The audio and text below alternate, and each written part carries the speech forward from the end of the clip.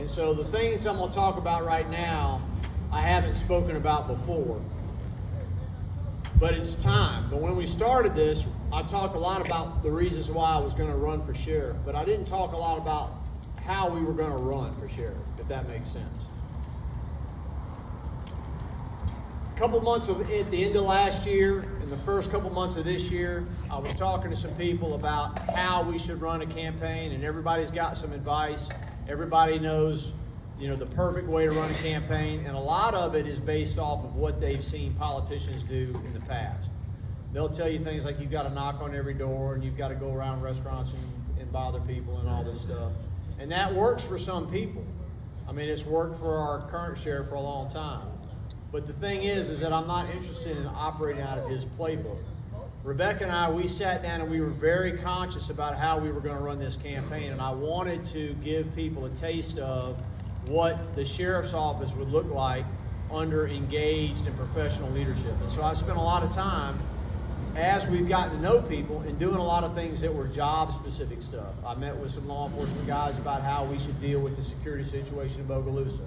I've met with the DA about some of the breakdowns in the criminal justice system and why the jail's overcrowded.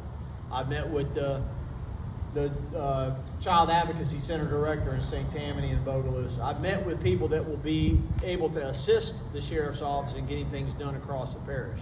And before I close, I really want to tell you, I don't know if I can express how much gratitude I have for the people that have come out and support us.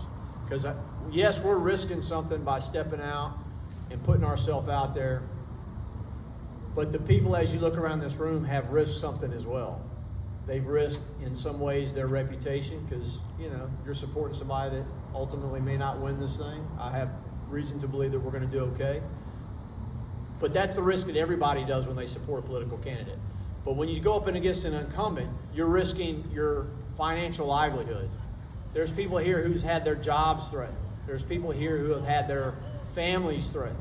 There's people here who have put themselves at risk to do what they believe is the right thing. And that's the type of culture that we're trying to instill across the parish, and those are the type of people that we want to surround ourselves with. And it's very humbling for myself and for Rebecca to have received the level of support that we got. Because this time last year, we weren't anybody. We weren't running for office. We weren't doing anything. And the level of support that we've gotten in the short amount of time should encourage everybody out here. People are ready for something different. They are ready for something different. It is time for something different, and we're going to make that happen.